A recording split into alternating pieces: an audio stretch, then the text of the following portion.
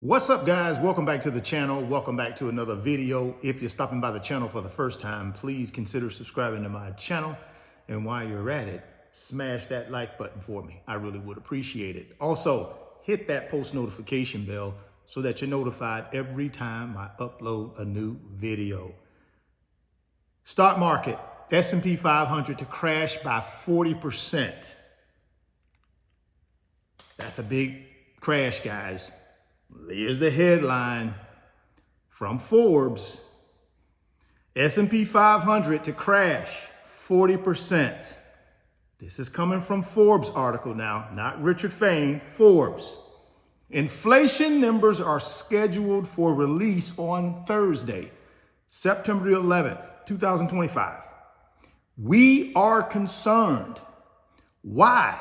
Back in 2002, surging prices forced the Federal Reserve into aggressive rate hiking mode, sending the S&P 500 tumbling 25%.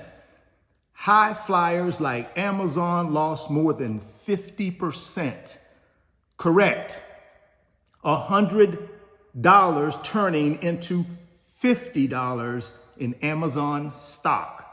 This recent history reminds us just how brutally inflation spikes can demolish market confidence. The scary part, current market conditions mirror some of the warning signs we saw before that 2022 crash.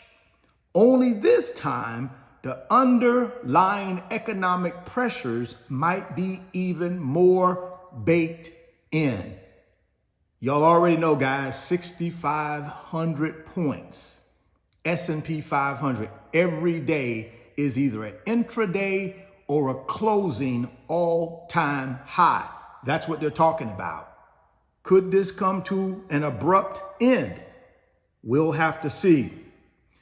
The point is, if inflation continues its upward trend, similar to what we've seen in recent months, it will likely prevent Jerome Powell's Federal Reserve from cutting interest rates.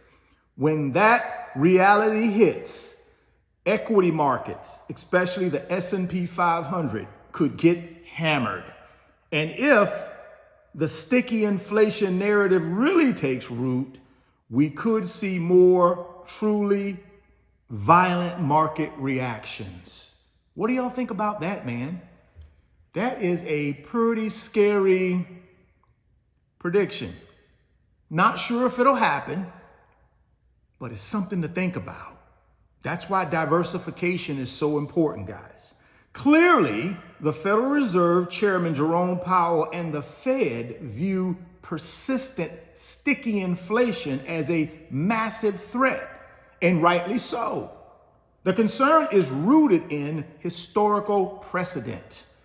Look at the period from 1972 to 1974, when similar inflationary pressures contributed to an almost 50% drop in the S&P 500. In the current environment, AI, job cuts, and unemployment are top of every investor's mind. Add high inflation pressures, not 3 to 4%, but 7% or more, like we saw in 2022, and the Fed has no choice but to fight inflation hard with rapid and large increases. This is crazy, man. I'm hoping none of this happens now. But clearly, they're going somewhere with this. So bear with me. The Federal Reserve faces an additional complication not present in previous cycles. The sheer size of government debt means aggressive rate hikes could trigger a sovereign debt crisis alongside inflation concerns. Right now, guys, the national debt has topped $37 trillion. That's the highest it's ever been in the history of the United States. This puts Powell in an impossible position. Fight inflation aggressively and risk financial system stability, or remain accommodative and lose credibility on the Fed's inflation mandate. The current inflationary environment stems from three forces: tariffs, immigration, and taxes that have created an uncomfortable environment for the S&P 500. Tariffs increases the prices of inexpensive goods imported from other countries, effectively removing cheap goods from the U.S. market. Immigration policy through mass deportation of undocumented immigrants may seem like sound policy, but it removes a source of inexpensive labor, making services more costly.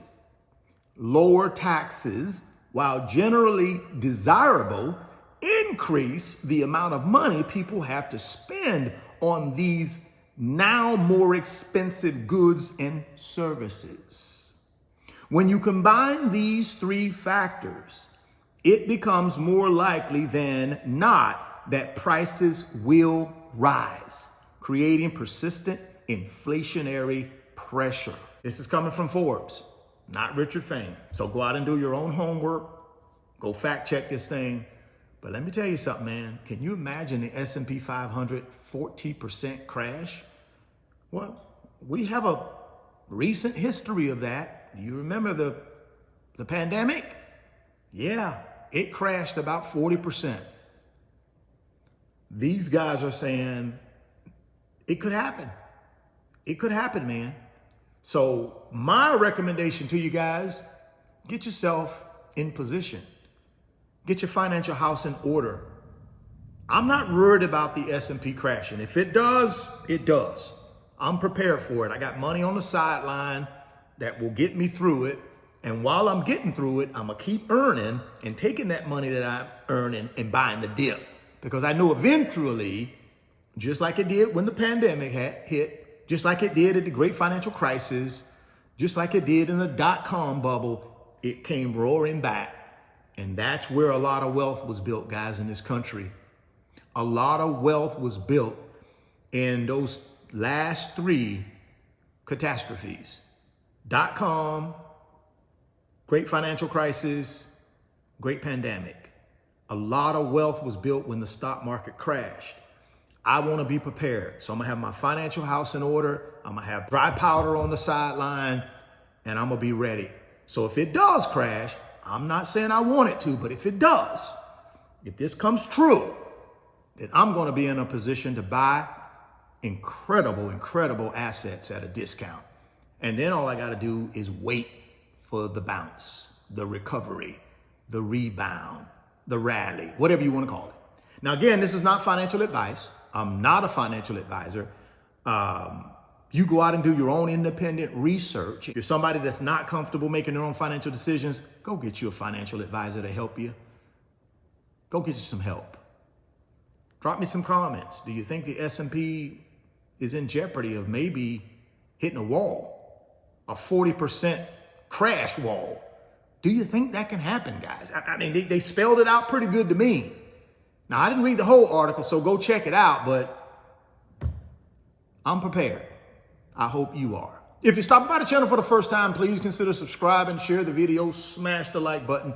Thoughts become things. If you can see it in your mind, you can hold it in your hands.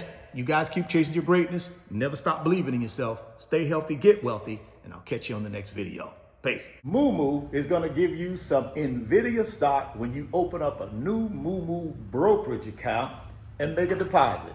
All you got to do is get down to the first link in the description box. That's the Moo brokerage link. Click on it and get all the details on how you can get some NVIDIA stock. Don't delay, act today. Second link down in the description box is the Wealth Builders Financial Community on Patreon. Guys, all we do in that community is help each other build wealth, get to financial freedom and passive income. If you want to be a part of our team, all you got to do is click on that second link. It'll take you over to Patreon, and then come sign up for the fastest growing financial community on Patreon. We'll call the Wealth Builders.